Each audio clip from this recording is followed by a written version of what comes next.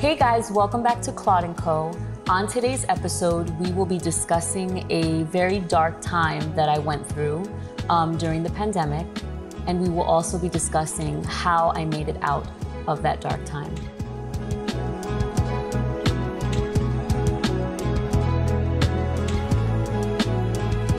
So in 2020, when the pandemic hit, I remember we were getting prepared, and Jared, funny enough, was still going into the office.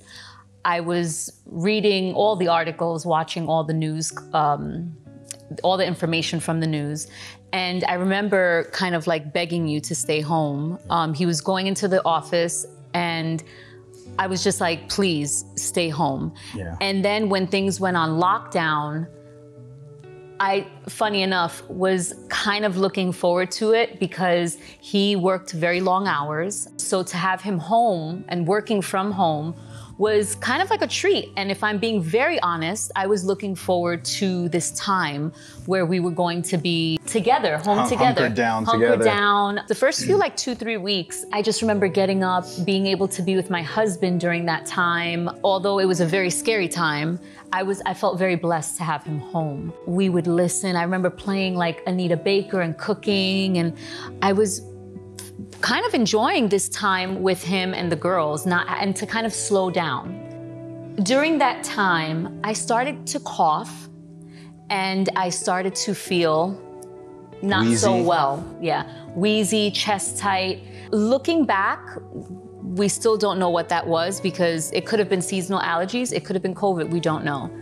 But along with those symptoms, I was feeling anxiety. You think it was the uncertainty of whether you had COVID? Yeah, I think that's definitely, yeah. And at that time, there was, I mean, things were looking really bad. We were in New York, and just from our window, we started to see like the hospitals setting up tents.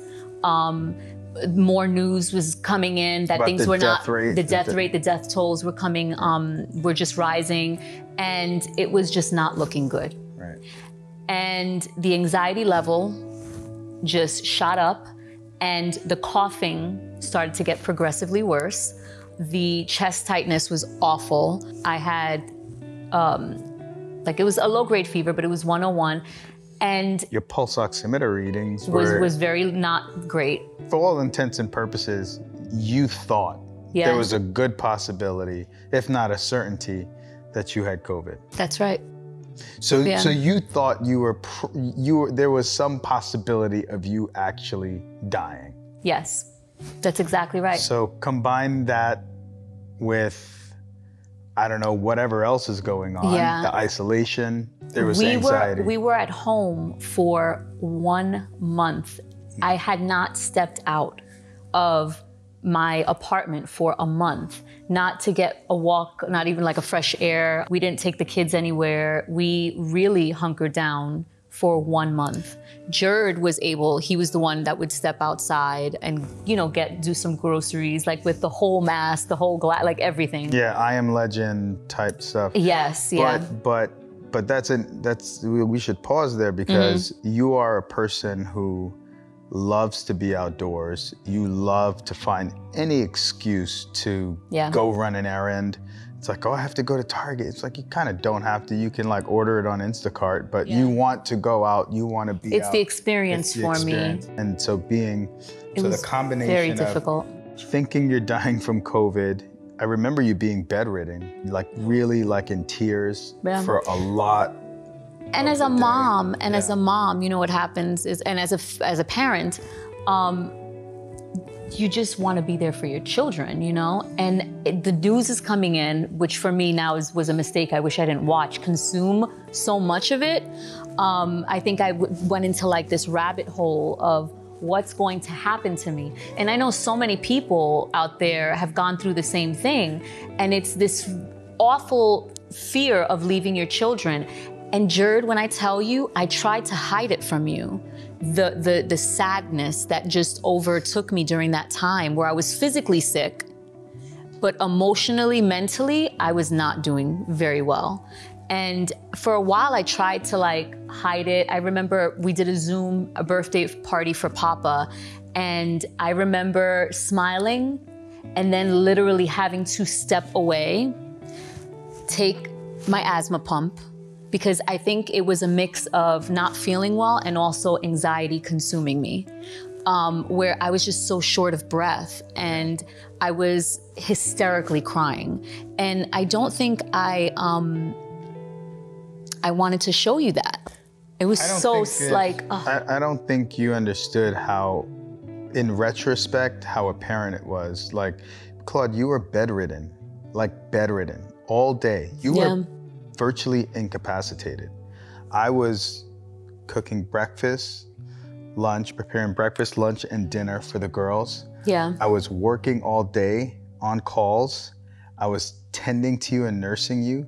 You were fully incapacitated. And you were largely in tears for the majority of the day. Yep. And when you were not in tears, you were on the verge of tears. Yep. You were absolutely consumed by the idea that you had COVID and there was some great possibility that you could pass away from it. Yeah. So I'm just saying, like, it was very apparent that you were going through something very, very heavy. But from my perspective, and I'm remiss in this regard, I didn't realize how far down the rabbit hole psychologically you had gone, because I thought once she gets physically better, and she realizes that she's not going to die from whether it was seasonal asthma or COVID or whatever it was, whatever you were going through psychologically would rebound. Yeah. And you would be able to kind of resurface from that. So for me, I was like biding my time. I was just like, let me keep things together. But then you did physically get better. Yeah. But you were not there. Emotionally, psychologically, mentally, you were a shell of the person. And I was so worried. And again, this is where I feel very guilty and disappointed in myself, because it's only now where I, in retrospect, realize how clear, I'm so much more clear about psychological issues. Yeah. Because if you just take a second and draw analogies to physical conditions, you realize it's easy. It's like, well, there are certain physical ailments where you can, sprain your ankle, you get some ice, you get some rest, it'll come back on its own, you can nurse yourself back to health. Mm-hmm. But there are certain medical conditions that happen to you physically that you need professional intervention. You need a doctor, you need medication, you need physical therapy, whatever it is. And if you just draw that analogy from the physical to the psychological, you realize that there are certain psychological ailments that you need real intervention. You can be, damaged to the point where you can't yank yourself up out of it with your own strength. You need intervention. And it didn't, 43 years on this earth, it never hit me in such a clear fashion that is something to look out for, until the person that I had known for over 20 years, that I thought I knew everything about and everything that could make her happy and pull her out of any deep, dark depression, just wasn't there, and nothing was working. And I remember calling your mom and having, multiple conversations with your mom. It's like, I don't know, nothing's working. And then, I think for me, the worst feeling was, and I remember this so clearly, I looked at Jet from the bed and I was like asking her, can you help me? I feel so badly. I asked her, I said, can you help me take the laundry? And I know it sounds so stupid, but I feel like she grew up a lot during that time because she actually helped me. And I remember looking at her and like from bed telling her how to do it. And she was just putting in and she's like, Mommy, it's gonna be fine, I got this. And like, she knew what was like that something was wrong. She needed to step up. And she stepped up. She was doing the dishes. She was doing the laundry. She was combing my hair. I just look back at that time and I kept thinking during that time, something is not right. Like, this is just really not me. I'm not myself right now. I remember going into the shower day after day after day and getting on my knees and crying out to God and asking him what happened to me. Because I was physically now getting better. Yeah, but you were still unreachable. Exactly. So it was at that point, at a certain point, when did we move out? Because we stayed there for a month and a week. We stayed at our apartment for a month into the pandemic. And then the first week of April, we packed our when we packed our bags. Yeah. And we went to live with Mama and Papa. Yeah. So we went to go live with Nilda and Papa Joe because we just needed help. And a change of scenery, I think you thought would help me, and to sunlight, to be able to walk outside into the sun as opposed to having to get on an elevator to get suns. All those things, I thought, you know, having your mom and the support and Papa, I thought that that would, you know, if anything could pull you out, it would be that. So then we went to... we went upstate. We went upstate. So yeah, so we should have Mama and Papa come. Nilda, Papa Joe. Hi, Mama. Thank you. Hey, guys. Hi. Thank you for making that decision to actually say, you know what, let's get up and go, and thank you. Thank you so much.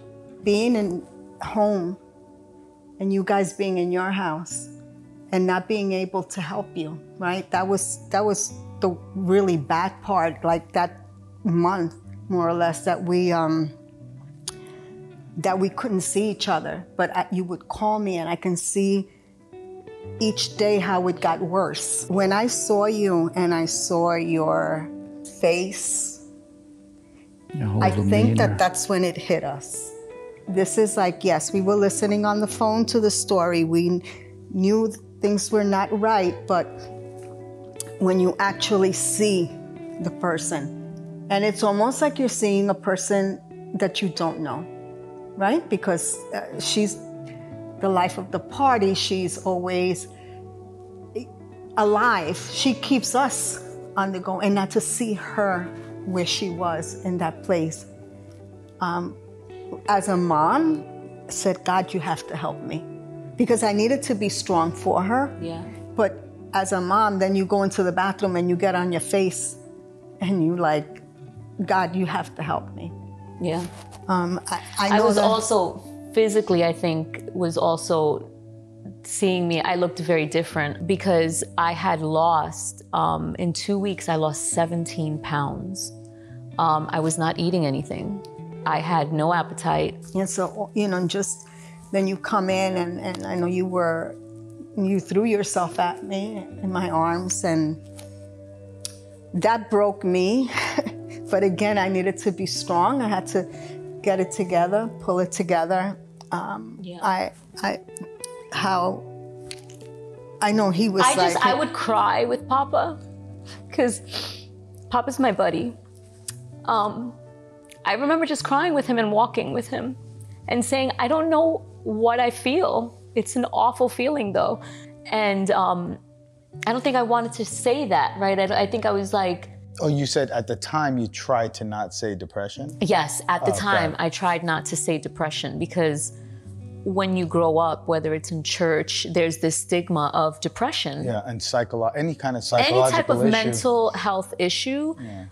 Just the way I was raised, and I'm sure many people can attest to this, there is this stigma that it is a spirit versus something that is just a mental illness. Right. And so, yeah, I remember many days talking to Papa, walking with him, talking to him, and feeling grateful that there was like the ears to listen. Spoke to Jared and I would take walks. My mom has a beautiful backyard that we were able to walk, and just we do circles. You'd come after you would finish work you would say, come, let's take a walk. And those things helped me.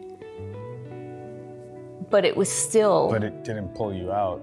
I remember one time, there was just one moment, Nilda, you'll remember this, by the stairs, and you had just had like just one of your brief breakdowns, and Nilda and I just locked eyes, we looked at each other, and we both had this look of absolute hopelessness.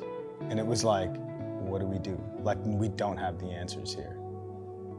And, you know, I'm a very solution-oriented person, and there's very few situations that I've ever been faced with where I feel like I don't know where to turn. I don't know what to do. Yeah. I don't know if there is a solution. Like, there's this movie called What Dreams May Come, Robin Williams. Check that movie out, and you'll see what I'm talking about when you see that movie. But Papa, from your perch, from your perspective, what did you see? What did you feel? What did you see? Seeing Nil, the way she would react, and her crying when she talked, after she talked with you and Jared over the phone. And so it was difficult. You know, you feel kind of like helpless. You don't know what to do. But knowing Claude, the way she's always been, and then to see her the way she was withdrawn and really going through an extremely hard time, it was very hard. We would take walks in the backyard, you know, which was great. We'd go all the way down to the end of the property and you know, just talk. Sometimes we hardly said a word. It was just someone to just walk with somebody, me and be there. You know. Can I just say one thing? I think when you and I locked eyes that time, that was a moment that we didn't need to speak, like you said. We just knew, like, what can we do? There's nothing we can do. She had said to me right before that, I think it was, when she came to me, when she asked me, and this breaks me, she said, "Ma, is there any facility in the area? Because I think I need to go to a place somewhere." That broke me because I begged you. Because I was like, oh my God, I have always been able to help my kids through everything they've gone through. And I can't now. And that was hard. That was hard, man. That was really hard to hear her say that. And what's crazy though is that, sorry, let me just say this. What's crazy is that even as a nurse, I thought mental illness was something that, you know, like someone was already dealing with at a very young age, or that they already knew that they were dealing with it as a nurse. So here I am in my late 30s experiencing this. And, you know, there's so much stigma around mental illness. And this has, and forever it's changed me, because it can happen to anyone at any time during anything. Well, now we appreciate that, but what made it so difficult at the time was, A, you have to overcome your own ignorance about mental disease or mental illness. So for me, that meant, well, oh, this is not something that you can just pull yourself out of, right? It's not a question of, well, how strong are you mentally? It's like, oh, that's not the question. And then dealing with feeling those kinds of same kind of ignorant questions from the people around you that you need the support of, you know, who, you know, they have their own predispositions about mental illness. And it's like, well, can't she just do this? You know, can't she just do that? Or we have to pray. I mean, like, by the way, prayer is necessary. We have to do all those things.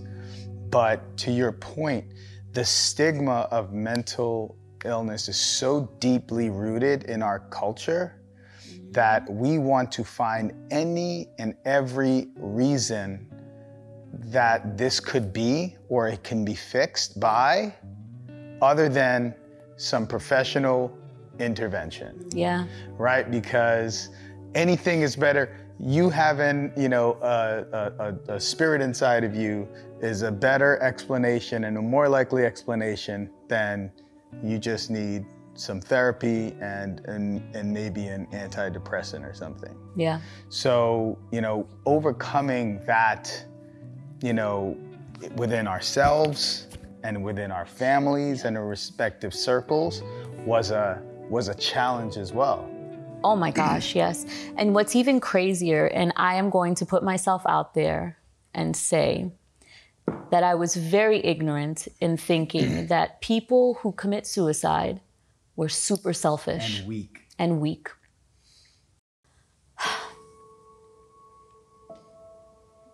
Sorry. On some level, like don't you feel so badly for all of the judgments you might have made up until the point where you became enlightened, you know? Exactly. Yeah. Yeah. We all thought that, my sister and I had a conversation, like how crazy is it that we thought that, like, you are so selfish to do this to yourself. And now it's like you were in so much pain. It's very difficult.